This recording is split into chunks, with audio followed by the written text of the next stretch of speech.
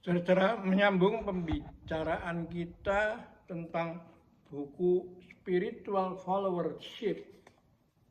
Kemarin, ya, dalam slide yang lalu, yang dibuat oleh Profesor Dr. Insinyur Marsudi Wahyu Kisworo, yang sekarang menjadi Rektor Universitas Pancasila. Saya mau meringkas sedikit. Dia punya pendapat adalah leader itu kan sedikit, follower lebih banyak. Kalau leader ini terlalu overdosis dididik dengan berbagai ilmu, ya toh, yang kebanyakan menggunakan logika, sedangkan follower yang lebih banyak itu ada gap, maka ya orang akan mengalami bahwa seperti manusia yang kepalanya terus berkembang, semakin besar, tapi badannya, kakinya lemah itu. Dianggap sebagai organ itu. Hanya seperti papa catur yang diberikan oleh orang-orang elitis di tingkat atas itu, ya. Nah, buku ini mengajarkan supaya kenapa tidak dibuat followership itu, ya. Nah, kejadian ini persis seperti yang terjadi ketika Amerika Serikat setelah memenangkan Perang Dunia Kedua, lalu merasa harus membantu Jepang yang kalah sama dia, supaya dia bisa bangkit lagi, maka dia mengirimkan yang disebut statistical quality control, ilmu manajemen yang dikembangkan di Amerika. Tapi tidak bisa diterapkan itu di sana. Karena apa? Karena tidak disiapkan satu perbaikan total dari atas sampai ke bawah itu. Ya. Nah, ketika sampai di Jepang, dia menghibahkanlah ilmu itu. Coba, yuk tak kasih ini, bisa enggak? Barang yang di Amerika sudah nggak bisa dipakai itu. Nah, oleh Jepang dengan mentalitas Zen itu, lalu dibuat ini semua menyatu di dalam konsep Kaizen itu. Intinya adalah perbaikan terus-menerus dari atas sampai ke bawah, sehingga hari ini lebih baik daripada kemarin, besok lebih baik dari hari ini. Nah, idenya itu kalau dilacak mundur ke belakang, itu idenya mengembangkan dari konsep yang diajarkan oleh Konfusius ketika dia bersama dengan murid-muridnya melihat sebuah sungai dan diajak oleh Konfusius dan ditunjukkan, nih, kelihatannya kan sungai tenang aja gitu, padahal dia bergerak itu. Coba kamu ciduk, titik ini airnya, bedanya dengan 1 detik lalu sama 1 detik kemudian, beda kan? Nah, ini yang oleh orang Jepang dikembangkan dengan spirit Zen itu. Setiap hari 1 langkah meskipun perjalanan masih ribuan li. Setiap hari berbuat baik meskipun banyak rintangan itu. Lalu berubah menjadi suatu standar operating procedure yang mengajarkan memutar roda PDCA itu. Plan, do, check, action. Plan, do, check, action. Terus. Ya. Nah, apa yang terjadi itu sebenarnya juga berlangsung di negara kita Indonesia. Di tahun 1983 itu didirikan sebuah lembaga manajemen yang bernama Prasetya Mulia. Ya.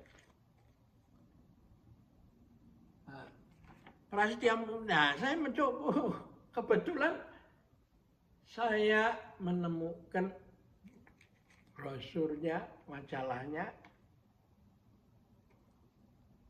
yang dibuat tahun 2001 ya. Tahun ke-15 nomor 74 Agustus 2001 ya. Nah, lembaga ini karena tahun ke-15 itu kurang lebih 15 tahun setelah peristiwa 65 yaitu di mana terjadi G30S yang mengakibatkan universitas seperti Trisakti juga dirubah, Respublika ya, dan dirubah menjadi Trisakti. Nah, sebagian dari aktivisnya yang bergerak di manajemen mendirikan forum manajemen Prasetya Mulia. Ya. Nah, pembuka halaman di sini semua, ya, ini persis yang disebut statistical quality control. Ya. Ini semua tulisan-tulisan ini, ya beginilah typical statistical quality control ya. Nah, ini semua isinya begini. Ya. Saya ambil contoh tulisannya. Penerapan alat ukur set scale di Indonesia suatu pengujian empiris. Ya. Lalu sebelumnya juga ya isinya begini-begini nih ya, grafik semua.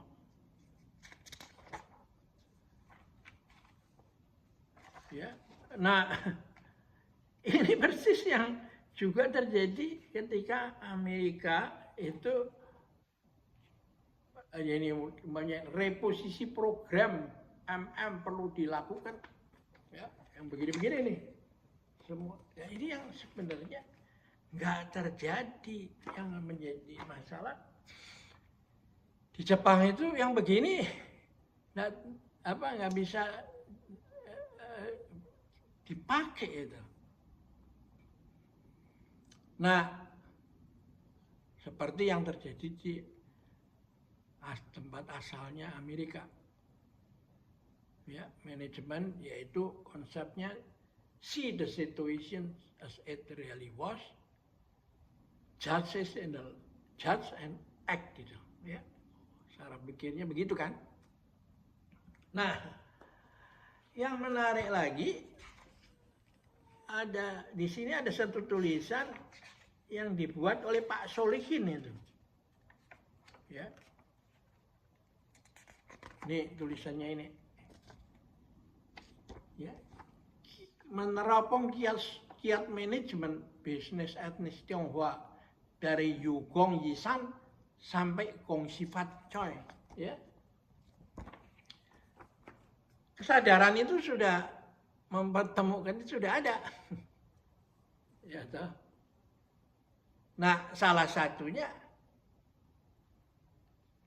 manajemen Tionghoa itu konsepnya adalah perubahan sikap itu. Nah, cerita kakek Yugong Yisan itu kakek tua, kakek Sinteng memindahkan gunung itu. Itu tipikal Chinese punya seni meyakinkan orang itu. Ya, dengan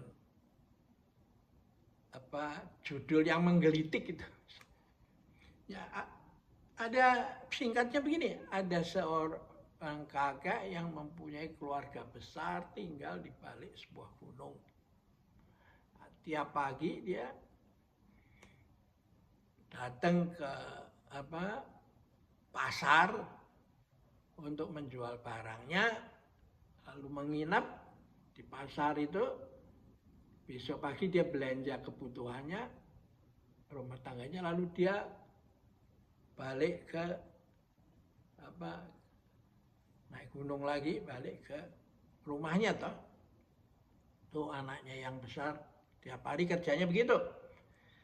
Nah, mengamati hal itu, si kakek ini satu hari mengumpulkan anak istri semua. Ini begini, kita buang-buang tenaga ini. Bagaimana kalau kita bikin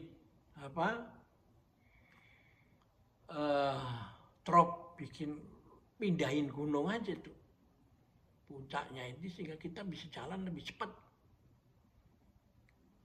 dan bisa pulang hari tuh. Ya, semua anaknya banget. Kapan mulai? Ya, besok aja. Here and now. Tiap hari dia menggali terus. Nah, di desa tetangganya itu ada satu kakek pinter yang mengamati itu dan datang menanyakan, lu ngerjain apa tiap pagi begini? Nah, saya lagi mau memindahkan gunung.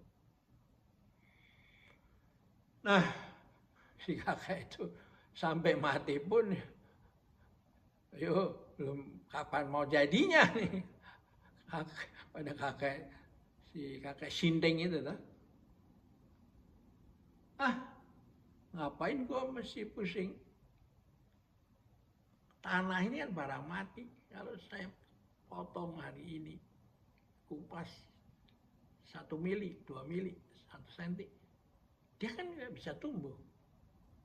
Sedangkan saya ini manusia, ada anak saya, ada cucu saya, cicit saya, terus akan diteruskan. Nah, apa yang terjadi? Ya, ketawain oleh si kakek pintar itu. Tapi penduduk di sekitarnya itu juga pada ingin tahu itu. Kok aneh ini tiap pagi, tiap hari itu ada keluarga itu nyangkul aja, ngapain bikin sawah, bukan bikin apa. Nah, lalu setelah tahu rencana besar di balik itu, lalu tetangganya semua, sekampung sebelahnya itu, dan seluruh kampung itu ikut bekerja bakti di akhir pekan atau ya, selalu ada aja. Sehingga apa yang terjadi?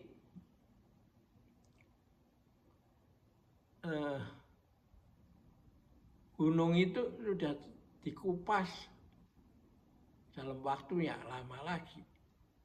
Ya. Dan Karena itu bukan hanya si kakek punya keluarga itu, tapi seluruh penduduk desa itu bisa pulang pergi ke pasar pada hari yang sama, sehingga menghemat biaya, ya, tidak perlu nginep, ya. Nah, ini masalah yang menarik untuk dikupas itu. Nah, ini yang persis dikembangkan oleh Zen di Jepang itu, ya. Sehingga spirit Zen itu, samurai itu, yang harus memenangkan bisnis itu, persaingan bisnis itu, masuk ke dalam semangat duel daripada si samurai ini, dirubah menyemangati para bisnismen itu. Lalu itu dibuat planning susun strategi bagaimana antara pada saat barang masuk, bahan baku masuk, diproses step by step sampai selesai di tangan pelanggan itu. Karena itu apa yang terjadi? The next process is your customer itu harus diperhatikan benar-benar kepentingan dia, dan semua harus timely itu, just in time itu. Nggak boleh stok barang untuk 3 bulan, jangan. Itu mau barangnya bisa rusak dan bisa bunga bank kan dimakan terus itu tuh. Nah, dia mengadakan proses begitu. Jadi harus dirubah mental bikinan Jepang itu, barang yang jelek itu dirubah menjadi barang yang kompetitif dalam kualitas maupun harga itu. Nah, caranya dengan mereduksi cost, mereduksi defect barang-barang cacat, gitu, sehingga dia bisa berkompetisi. Nah, dengan cara itu maka tidak terlalu lama setelah kalah Perang Dunia Kedua, Jepang bisa bersaing di dunia bisnis internasional itu. Saya ingat waktu sebelum pergi ke Jepang itu, Indonesia itu masih ada mobil Mazda yang kayak kaleng kerupuk itu, warnanya telur asin kan. Nah, pada waktu saya kembali dari Jerman, belajar di Jerman, mampir ke Jepang, wah, mobil Mazda itu sudah menjadi sedan yang betul-betul bagus gitu pada waktu itu tuh. Nah, ini menarik itu. Nah, pada waktu itu profesor dari Amerika dikisahkan di dalam Zen Koan itu, dia penasaran, datang ke Jepang untuk menyelidiki, dan datang langsung menemuin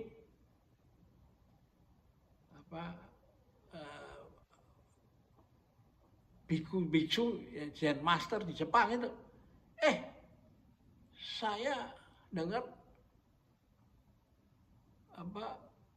ibu punya peranan besar sekali ya untuk membuat Jepang itu bisa loncat dalam waktu yang singkat dari ke arah perang. Si Zen Master itu mengatakan, masa sih saya kok nggak merasa itu terjadi lah. Itu mau ya desas-desus itu nggak bener lah. Nah, lalu si profesor dari Amerika itu mencecar itu. Ya, benar nggak ya? Enggak. Tapi karena dicecer terus, akhirnya Zen Master itu mulai menjawab itu. Dengan singkat aja. Profesor, apakah you suka makan roti yang berbau gandum itu?